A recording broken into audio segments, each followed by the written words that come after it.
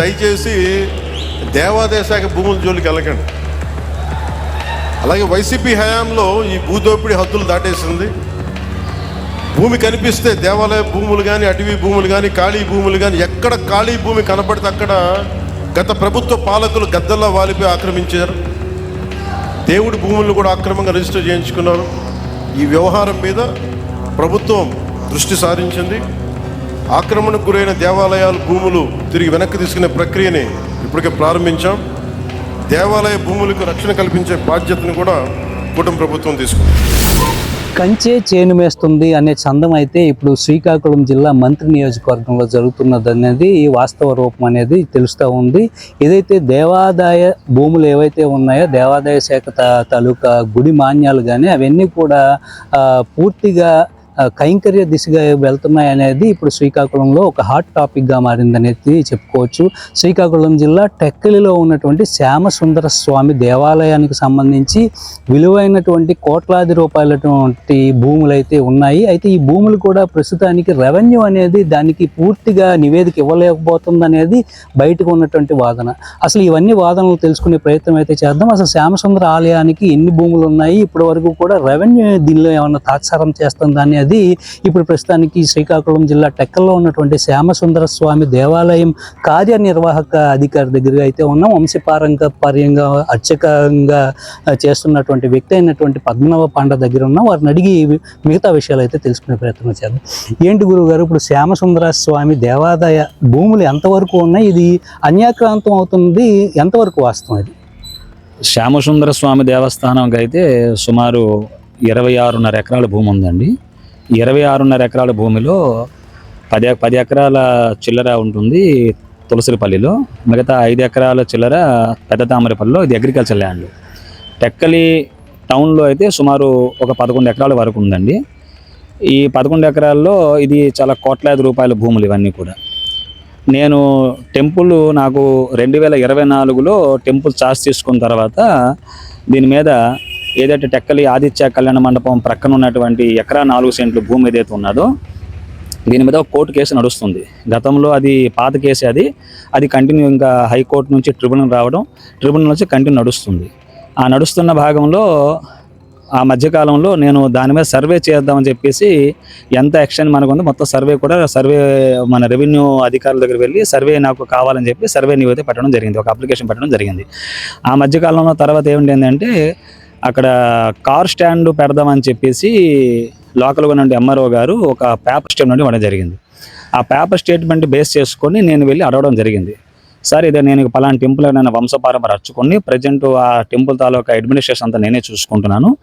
మరి ఇలాగా స్వామివారి తాలూకా భూమి మీద మీరు కారు పార్కింగ్ పెడతాను నివేదిక ఒక పేపర్ స్టేట్మెంట్ ఇచ్చారు, దీని మీద ఏంటి సార్ అంటే, మరి ఇది మాకు ఆర్డీఓ గారు ఇచ్చినటువంటి స్టేట్మెంట్ సార్, ఇది మీరు వెళ్ళి ఆర్డీఓ గారు అడగండి అంటే, ఆర్డీఓ గారు ఏమన్నారంటే, మరి ఆ దేవాలయానికి మీకు ఎటువంటి ఆదాయం రావట్లేదు కదా, మీకు ఎంతో కొంత స్వామివారికి ఆదాయం వస్తుంది కనుక అది వాళ్ళు ఎంతో కొంత కడతారు, మీరు ఆ స్వామివారి తాలూకా నివేదనకి అది అర్పించుకోండి, కొంతకాలం వరకు అలా పెట్టుకుంటారు, వాళ్ళు కాస్ట్ అది పెట్టుకుంటారు అని చెప్పడంతో నేను అన్న దానికి అది నా పరిధిలో లేదు సార్, అది మీరు అటువంటి నిర్ణయాలు ఏమైనా తీసుకున్నా సరే మా పై అధికారులు జిల్లా సహాయ కమిషనర్ వారికి కానీ లేకపోతే సోంపేట డివిజన్ గారి కానీ అధికారులు వాళ్ళకి సంప్రదించండి, అది నా పరిధిలో లేదు అది అని చెప్పడంతో నేను మీ పై అధికారులతో మాట్లాడతానని చెప్పడం జరిగింది.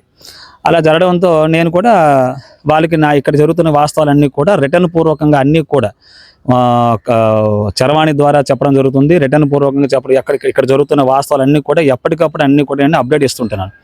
అయినా వాళ్ళు అప్పటి నుంచి స్పందించకపోవడం, దీని మీద ఎటువంటి యాక్షన్ తీసుకోవడం జరిగింది. ఒక సందర్భంలో అయితే పూర్తిగా కార్ స్టాండ్ పెట్టేశారు. దాని మీద నేను వెళ్ళి మళ్ళీ నేను ఆర్డీఓ గారికి, జిల్లా కలెక్టర్ గారికి, టెక్కలి ఎంఆర్ఓ గారికి, మా పై అధికారులైనటువంటి జిల్లా సహాయ కమిషనర్ దేవాదాయ శాఖ వారికి, ఇన్స్పెక్టర్ గారికి అందరికీ కూడా నేను ఇవన్నీ విషయాలు చెబుతూనే ఉన్నాను. అప్పుడు మా అధికారులు వారు ఏమన్నారంటే, సరే ఇప్పుడు కార్ స్టాండ్ పెట్టేశారు కదా, మరి అక్కడ మనం చేయడం ఏం లేదు, మీరు డైరెక్ట్గా హైకోర్టుకి వెళ్ళి సంప్రదించండి, కోర్టులో కేసు వేయండి అని చెప్పడంతో మనం వెళ్ళి కోర్టులో కేసు వేయడం జరిగింది. కోర్టు నుంచి కూడా స్టే ఆర్డర్ రావడం జరిగింది. స్టే ఆర్డర్ను కూడా నేను ఇక్కడ ఎవరైతే ఆక్యుపేషన్ చేసుకున్నారో వాళ్ళకి తొలగించమని చెప్పి, దీన్ని సహకరించమని చెప్పేసి లోకల్ ఎంఆర్ఓ గారికి, ఆర్డీఓ గారికి, అండ్ మా దేవాదాయ అధికారుల వారికి వీళ్ళందరూ కూడా నాకు సహకరించండి.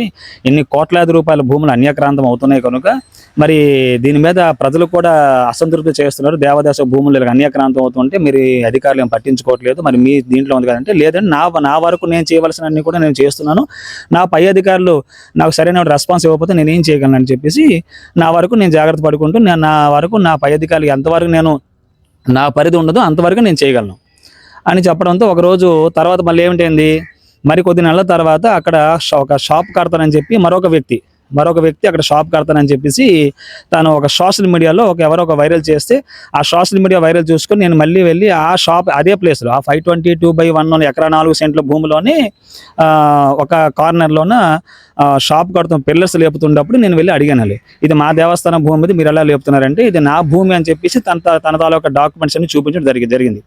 సరే నాకు హద్దులు కూడా కావాలి కదా, మా సర్వే నెంబర్ ప్రకారం ఎకరా 4 సెంట్లు మాకుంది కనుక నేను రెవెన్యూ వాళ్ళ నుంచి హద్దులు తీసుకున్న తర్వాత మీకు నిర్ధారణ అయితే మీదే అవుతుంది, మా నిర్ధారణ మాకు అవుతుంది అని చెప్పడంతో రెవెన్యూ అధికారులకి నేను హద్దులకి చూపించమని చెప్పి నేను ఆర్టీఏ కింద వెళ్ళాను.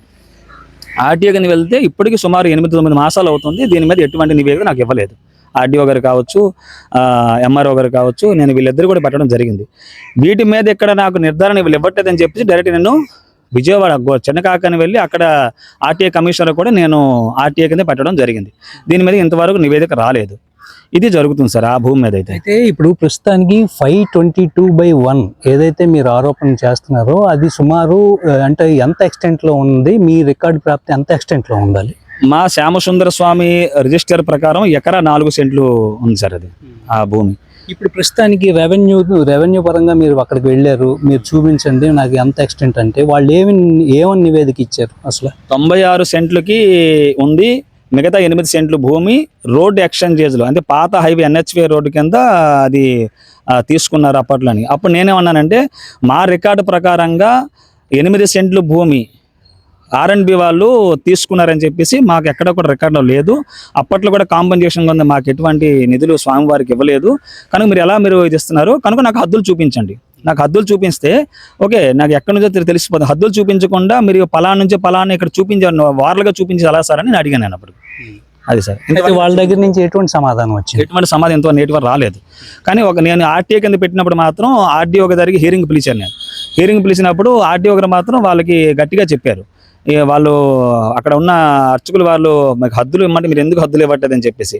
అలాగే సార్ హద్దులు ఇస్తామని చెప్పారు, నేటి వరకు ఇంతవరకు ఇవ్వలేదు. 9 మాసాలు అవుతుంది. అయితే అదే విధంగా చూసుకుంటే ఇప్పుడు 522/1 ఏదైతే సర్వే నెంబర్ ఉందో దానికి అటాచ్ చేస్తూ కూడా గతంలో ఎన్టీఆర్ కాలనీకి కొంతవరకు కూడా మీ దేవాదాయ భూమిని అప్పుడు కొనుగోలు చేయడం జరిగింది. అప్పుడు ఎంత మీకు ఫిక్స్డ్ చేశారు వాళ్ళు? అంటే గవర్నమెంట్ నుంచి కాంపెన్సేషన్ ఎటువంటి కాంపెన్సేషన్ వచ్చింది మీకు? ఎన్టీఆర్ కాలనీకి సంబంధించింది సుమారు మా రికార్డు ప్రాప్తికి అయితే 27 ఎకరాల 48 సెంట్లు ఎంత ఉంది సార్. అది సుమారుగా 27 ఎకరాల పైన ఉంది. అప్పట్లో కాంపెన్సేషన్ కింద సుమారు ఒక 40 లక్షల రూపాయలు 45 లక్షల రూపాయలు ఇచ్చారు. అది ఇప్పటికీ ఎఫ్డిఆర్ కింద రెన్యువల్ అవుతుంటే సుమారు ఒక 90 లక్షల పైన వరకు ఎఫ్డిఆర్ ఉంది సార్ ప్రజెంట్.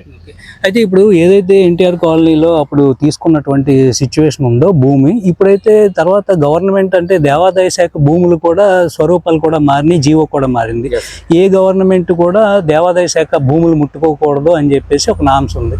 అయితే ఈ నేపథ్యంలో ఇప్పుడు ఈ 8 సెంట్లు అనేది ఏదైతే హైవేకి పడిందని అన్నారు, ఈ 8 సెంట్ల తాలూకా కాంపన్సేషన్ మీకు ఏమైనా దక్కిందా? లేదు, నేటి వరకు అయితే నా రికార్డు ప్రకారంగా నాకు ఇచ్చిన నేను తీసుకుంది సుమారు 2.5 సంవత్సరాలు అవుతుంది. ఎప్పుడైతే ఇష్యూ స్టార్ట్ అయిందో నా రికార్డు మొత్తం నేను క్లియర్గా చూశాను. ఎక్కడ కూడా భూమి అంటే రోడ్డు పర్పస్ కింద R&B వాళ్ళు కావచ్చు, గవర్నమెంట్ వాళ్ళు కావచ్చు, ఎవరు కూడా శ్యామసుందర దేవస్థానంకి ఇచ్చినట్టుగా రికార్డు ప్రాప్తులు ఎక్కడ లేదు సార్. అది మాత్రం క్లియర్. అది మరి 8 సెంట్లు ఏమైనట్టు? అదే 8 సెంట్లు ఏమైందని నేనే అది అడుగుతున్నాను వాళ్ళు. నాకు హద్దు నా 8 సెంట్లు ఏమైందని రెవెన్యూ వాళ్ళు కొడితే రెవెన్యూ వాళ్ళు ఏమో R&B దీంట్లో పోయింది 8 సెంట్లు భూమి అని చెప్పి 96 సెంట్లకి వాళ్ళ రికార్డు ప్రాప్తి నాకు ఇవ్వడం జరిగింది. వాళ్ళు సర్వే చేసి ఇవ్వడం జరిగింది. కానీ నేనేమంటానంటే 8 సెంట్లు పోయినట్టుగా నాకు కాంపన్సేషన్ లేకుండా మీరు ఎలా నిర్ధారిస్తారు? కాంపన్సేషన్ మా రికార్డులు ఎక్కడ మాకు నిధులు ఇవ్వలేదు మాకు గవర్నమెంట్. లేకపోతే నాకు హద్దులు చూపించేవ్వండి. నాకు హద్దులు చూపించేస్తే ఓకే, ఇక్కడ నుంచి ఇక్కడ వరకు హద్దులు చూపిస్తే నా హద్దు చూసుకొని అప్పుడు నేను ఫర్దర్గా నేను మా పై అధికారులు నివేదిక ఇచ్చుకొని సరే ఇలా జరిగిందని చెప్పుకోగలను. నాకు హద్దులు చూపించకుండా నాకు వార్లుగా మీరు వార్లుగా ఇంత భూమి 96 సెంట్లు చూపించి ఎలా సార్ అని అన్నాను. ఈరోజు అందుకోసం నేను ఆర్టీఏ కింద వెళ్ళాను. ఆర్టీఏ నుంచి ఇంతవరకు నాకు ఎటువంటి రెస్పాన్స్ లేదు. అయితే దీనిపైన మీ ఉన్నతాధికారులకి మీరు ఎప్పుడైనా ఫిర్యాదు చేస్తే వాళ్ళ నుంచి వచ్చినటువంటి రెస్పాన్స్ ఏంటి? నేను మొదటి నుంచి కూడా టెంపుల్ నేను హ్యాండ్ ఓవర్ చేసి నాకు ఛార్జ్ అప్పచెప్ప దగ్గర నుండి కూడా శ్యామసుందర స్వామి దేవస్థానం సంబంధించింది ఇక్కడ మా స్వామివారి ప్రక్కనే, దేవస్థానం ప్రక్కనే, రైల్వే గేట్కి ప్రక్కనే ఉన్నటువంటి సుమారు ఒక 50 ఇల్లులు వాళ్ళు పూర్వము వాళ్ళు ఆక్యుపేషన్ చేసుకున్నారని చెప్పి రికార్డు నేను పరిశీలించాను. వాటి మీద నేను మా పై అధికారులకి ఇలాగ ఆక్యుపేషన్ అయ్యి వీళ్ళు కొంతమంది రెంట్లు కడుతున్నారు, కొంతమంది రెంట్లు కట్టట్లేదు, ఆదాయం పూర్తి రావట్లేదు. మరి దీని మీద మీరు సహకరిస్తే నేను వీటి మీద పోలీసు వారి అధికారం, లోకల్ పోలీసు అధికారులతో నేను మాట్లాడి మీరు నాకు సహకరిస్తే నాకు కొంచెం దగ్గర ఉంటే నేను వాటిని తొలగించే ప్రయత్నం చేస్తాను. వీటి మీద ఎటువంటి ఇది రావడం అది కూడా నేను చూపించాను గతంలో. వీళ్ళు ట్రిబ్యునల్ కోర్టుని తొలగించమని చెప్పి 1999లోనే వీళ్ళకి మన దేవాదాయ శాఖకి ఆర్డర్స్ ఉన్నాయి ట్రిబ్యునల్ కోర్టు ద్వారా. కానీ నేటి వరకు అది తొలగించలేకపోయారు. ద సెకండ్ వన్ నెక్స్ట్ ఏంటంటే ఈ 522/1 ఎకరా 4 సెంట్లు ఇష్యూ ఒకటి, ఈ కార్ స్టాండ్ గురించి మనం కోర్టుకి వెళ్ళడం జరిగింది. ఇది ఒక ఇష్యూ అయింది సార్. ద సెకండ్ వన్ ఇప్పుడు ఎవరైతే షాపింగ్ కాంప్లెక్స్ కడుతున్నాడు అక్కడ అతను వాటి మీద కూడా అతను కోర్టుకి వెళ్ళడం జరిగింది. కోర్టులో వాళ్ళకి మాకు ఇప్పుడు ప్రజెంట్ వాదాబాద్ నడుస్తున్నాయి. ఈ మధ్యకాలంలో ఏం జరుగుతుందంటే ఇక్కడ మా శ్యామసుందర దేవస్థానానికి ఆపోజిట్లో ఉన్నటువంటి స్వామివారి తల భూమి 12 అడుగుల రోడ్డు ఉండేది ఒకప్పుడు. 12 అడుగుల రోడ్డుని అది ఇప్పుడు 40 అడుగుల రోడ్డుగా విస్తరణ చేశారు. ఆ విస్తరణ చేసడంలో అది మాకు మా పై అధికారులకు కావచ్చు, లేదా దేవస్థానం తాలూకా సంస్థానానికి మాకు కావచ్చు, మీకు ఏ విధంగా మాకు సంప్రదించకుండా మీరు ఎలా రోడ్డు ఎక్స్టెండ్ చేసుకుంటారు మా పై అధికారులు నేను తెలియజేయాలి కదని చెప్పి నేను రిటర్న్ పూర్వం కూడా ఎంఆర్ఓ గారికి, ఆర్టీఓ గారికి, ఆర్ఎండ్బి అధికారులకి, మా దేవాదాయ అధికారులు కూడా నేను చెప్పడం జరిగింది. ఇలా జరుగుతుంది, దేవస్థానం భూమి ఇలా ఆక్రమణ చేస్తూ స్వామివారి భూమిలోనే రోడ్డు వేస్తున్నారు. దీనికి ఏ విధమైనటువంటి విషయం కూడా మాకు చెప్పకుండా, కాంపన్సేషన్ ఇవ్వకుండా, ఏమీ చెప్పకుండా వీళ్ళు ఇష్టాసారం చేస్తున్నారని చెప్పి అది కూడా చెప్పడం జరిగింది. ఆ తర్వాత కాలంలో దాని కొద్ది నెలల తర్వాత శ్యామసుందర స్వామి దేవస్థానానికి ఆపోజిట్లో ఉన్నటువంటి టెలిఫోన్ యాక్షన్ బ్యాక్ సైడ్ ఉన్నటువంటి 538/1B ఏదో ఉంటుంది, ఒక సర్వే నెంబర్ ఉంది సార్. అది ఆ సర్వే నెంబర్ సుమారు 4 ఎకరాల పైన ఉన్నటువంటి ఆ భూమి కూడా స్కూల్ గ్రౌండ్కి ఇస్తానని చెప్పి ప్రభుత్వం వారు, ఆర్డీఓ గారు, మన అధికారులు మాకు ఎటువంటి ఇన్ఫర్మేషన్ ఇవ్వకుండా దాని మీద కాంపౌండ్ వాళ్ళు కట్టేశారు. ఇవన్నీ జరుగుతున్నప్పటికీ నేను ప్రతిదీ కూడా టెంపుల్ తీసుకున్న దగ్గర నుంచి ఇక్కడ జరుగుతున్న ప్రతి విషయం కూడా నా పై అధికారులు నేను తెలియజేస్తున్నాను. నా పై అధికారి తెలియజేస్తుంటే నేటి వరకు కూడా వాటి మీద ఎటువంటి చర్యలు తీసుకోకపోవడం, దాని మీద ఏమైనా మాట్లాడకపోవడం. అందుకు నేను ఏం చేశానంటే డైరెక్ట్గా నేను వీటి అన్నిటి మీద నేను డైరెక్ట్గా కమిషనర్కి నేను నా యొక్క ఇక్కడ జరుగుతున్న వాస్తవాలన్నీ కూడా రిటర్న్ పూర్వకం ఇవ్వడం జరిగింది.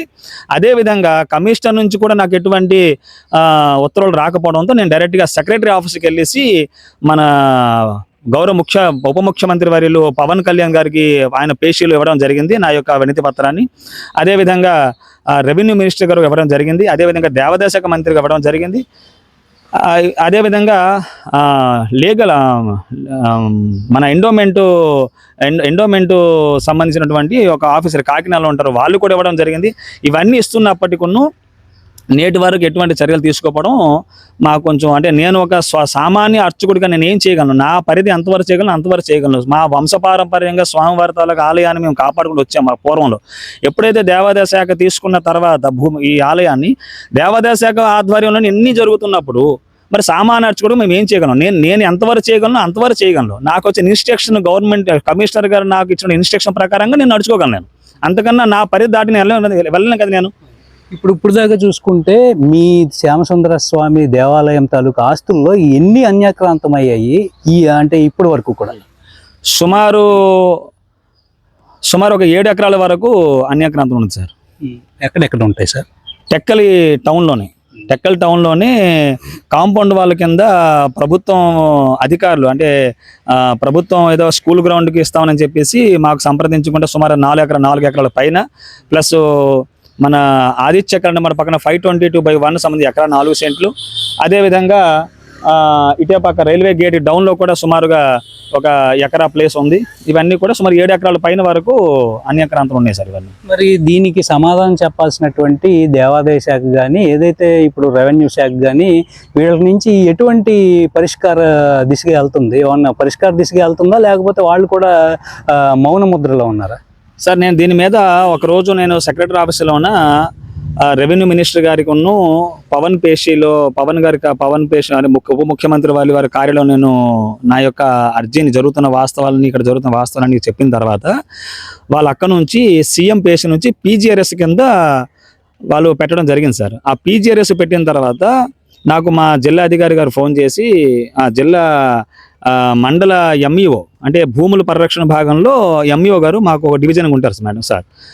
ఆవిడ నాకు ఫోన్ చేసి సార్ ఇలా మీరు పీజీఆర్ఎస్ పెట్టారు కదా, దీని మీద మనం సరే మనం దీని మీద ఒకసారి వెళ్దాం పరిశీలిద్దాం అని చెప్పేసి ఒకరోజు రావడం జరగడంతో అవన్నీ పరిశీలించి ఇక్కడ వాస్తవాలు పద్మనాభం పండా గారు ఏదైతే వంశపారంపర అర్చకులు ఉన్నారో ఈయన చెప్పినంత వాస్తవం అని చెప్పేసి ఎంఈఓ గారు మా దేవాదాయ శాఖ ఎంఈఓ గారు ఏం చేశారంటే మన ఏసీ గారికి ఒక నివేదిక ఇవ్వడం జరిగింది. అదేవిధంగా అదే రోజు ఆర్డీఓ గారికి, ఎంఆర్ఓ గారికి, అదేవిధంగా టెక్కలి ఆర్ఎన్బి వాళ్ళకి వీళ్ళందరికీ కూడా ఇలా జరుగుతున్న వాస్తవాలన్నీ కూడా మా భూములు అన్యాక్రాంతం అవుతున్నాయి, సెక్షన్ 83 ప్రకారం ఇవన్నీ కూడా తొలగింపు చేయాలి, మరి దీని మీద మాకు సహకరించండి అని చెప్పేసి లోకల్ ఎంఆర్ఓ గారు, మేము జిల్లా అంటే లోకల్ టెక్కల అధికారులు, దేవాదాయ అధికారులు అందరూ మేము వెళ్ళి మా యొక్క వినతి పత్రం ఇవ్వడం జరిగింది. దీన్ని అంతా బేస్ చేసుకొని ఇక్కడ జరుగుతున్న వాస్తవాలన్నీ కూడా జిల్లా అధికారి గారికి, సహాయ కమిషనర్ వారికి కూడా అర్జీని పెట్టడం జరిగింది.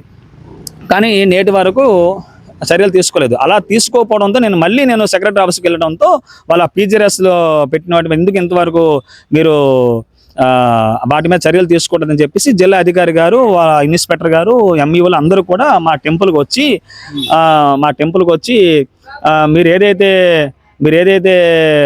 పీజీఆర్ఎస్ పెట్టారో ఇలాగ ఇన్ని సమస్యల మీద మరి ఈ సమస్యలన్నీ కూడా నేను లోకల్ ఆర్డీఓ గారు ఎవరైతే ఉన్నారో ఆర్డీఓ గారికి నేను ఇవన్నీ చర్యలు తీసుకోమని చెప్పేసి వాళ్ళకి నేను సమర్పిస్తానండి, ఆర్డీఓ గారు మీకు సహకరిస్తారని చెప్పేసి నాకు ఎండోర్స్మెంట్ మీద సంతకం పెట్టించేసుకున్నారు. ఆర్డీఓ గారు దగ్గరికి మీ సమస్య అయితే వెళ్ళింది, ఆర్డీఓ గారు వల్ల సాల్వ్ అయిందా లేదా? నేటి వరకు సాల్వ్ అవ్వలేదండి. ఎలా ఉంది అలాగే ఉంది. నేటి వరకు అక్కడే ఆ కార్ స్టాండ్ అలాగే ఉంది. అది కోట్లాది రూపాయలు ఆస్తుంది. దాని మీద నేటి వరకు ₹1 లేదు. యాక్చువల్లీ అది మా పరిధిలో లేదు. అది నేరుగా దేవాదాయ శాఖ స్టేట్ కమిషనర్ పరిధిలో నుంచి ఆర్డర్స్ తెచ్చుకోవాలి. అది ఎటువంటి ఉత్తర్వులు లేకుండా, ఎటువంటి విషయం తెలియజేయకుండా ఇలాంటి ఆక్రమణ జరుగుతున్నప్పుడు ఏంటంటే సామాన్య అర్చకుడిగా నేను ఎంతవరకు నేను చేయగలను అంత నా పరిధి నేను చేసుకుని వెళ్ళాను, అంతవరకు చేసుకుని వస్తున్నాను ఇంతవరకు. ఇప్పటికీ చూడండి మా దేవస్థానంలో సుమారుగా కొన్ని సంవత్సరాలు బట్టి చున్నాలు లేవు. నాకు సుమారు ఇంతవరకు సంవత్సరం పైన జీతాలు లేవు. నాకు కేవలము ఎఫ్డిఆర్ మీద వస్తున్న ₹7,000 మాత్రమే ఇక్కడ ఉన్నటువంటి స్వీపర్కి జీతాలు ఇచ్చుకుంటూ కరెంటు బిల్లు కడుతున్నాను. ఈ సదరు విషయాన్ని కూడా మా పై అధికారులు చెప్పడం జరిగింది. కానీ నేటి వరకు ఏ విధమైన చర్యలు తీసుకోవట్లేదు వాళ్ళు. సో ఇది చూస్తే గనక ఇప్పుడు శ్రీకాకుళం జిల్లా మంత్రి నియోజకవర్గంలో అయితే దేవాదాయ ఆస్తులు అయితే అన్యాక్రాంతం అవుతున్నాయన్నది వాస్తవ రూపం. అయితే ఇప్పుడు కార్యనిర్వాహక అధికారి అలాగే వంశపారంపర్యంగా వస్తున్నటువంటి పురోహితుడైతే చెప్తున్నటువంటి వాదన ఏదైతే టెక్కల్లో ఉన్నటువంటి నడిబొడ్లో ఉన్నటువంటి కోట్లాది రూపాయల స్థలం ఉందో ఒకప్పుడు అది ఎన్టీఆర్ కాలనీకి కూడా బదలాయించి అంటే కొనుక్కోవడం కూడా ప్రభుత్వం జరిగింది. దానికి గాను కాంపన్సేషన్ అయితే ఇవ్వడం కూడా జరిగింది అంటూ కూడా ఆయన చెప్తున్నారు. అదేవిధంగా ఏదైతే ఆదిత్య కళ్యాణ మండపానికి సమీపంలో ఎకరా 4 సెంట్ల భూమి అయితే ఏదైతే ఉందో అది గవర్నమెంట్కి కూడా ఒకసారి సర్వే చేసి మాకు దఖలుపరచండి అంటూ కూడా ఈయన వెళ్ళారు. అయితే వెళ్తే కూడా 96 సెంట్లే ఉందంటూ కూడా వాళ్ళు నివేదిక అయితే ఇచ్చారు. మరి మిగతా 8 సెంట్ల పరిస్థితి ఏంటంటే కూడా ఇప్పటికీ నేటికి సంవత్సర కాలం గడుస్తున్నా సరే వాళ్ళు రెవెన్యూ అనేది నోరెత్తనటువంటి పరిస్థితి దేనికి పరాకాష్ట అంటూ కూడా ఆయన విమర్శిస్తున్నటువంటి తీరైతే మనం చూసుకోవచ్చు. అదేవిధంగా కూడా చూసుకుంటే ఇక్కడ బిఎస్ఎన్ఎల్ ఆఫీస్కి సమీపంలో ఉన్నటువంటి కోట్లాది రూపాయల స్థలం అది కూడా అన్యాక్రాంతం అవుతుంది. సుమారు 3 ఎకరాల నుంచి 4 ఎకరాల స్థలం అది అన్యాక్రాంతం అవుతుంది. ఆల్రెడీ అక్కడ ఒక గోడ కూడా నిర్మించారు ప్రభుత్వం, ఒక మైదానం కింద అనేది ఆయన చెప్తున్నారు. ఏదైనా కూడా దేవాదాయ శాఖ భూములు తీసుకోవాలంటే ఇదివరకులాగా లేదు, ఇప్పుడు రూల్ కూడా మారిపోయినటువంటి నేపథ్యం. ఏదైనా కానీ దేవాదాయ శాఖ భూములు ముట్టుకోవాలన్నా ఏదైనా చేయాలంటే ఆ జీవో అనేది మార్చాలి. ఆ జీవో ప్రస్తుతానికి అలాగే ఉంది. ఉన్నతాధికారులు మరి ఏ రూపంలో దాన్ని మైదానం కింద ఇచ్చారనేది కూడా తెలియాల్సి ఉందనేది ఆయన చెప్తున్నటువంటి విషయం. ఇప్పుడు ఏదైతే కార్ స్టాండ్ అనేది చెప్తున్నారో అది కూడా దేవాదాయ శాఖకి రావాల్సినటువంటి ఆదాయాన్ని కూడా వాళ్ళు గండి కొడుతున్నారనేది చెప్తున్నారు.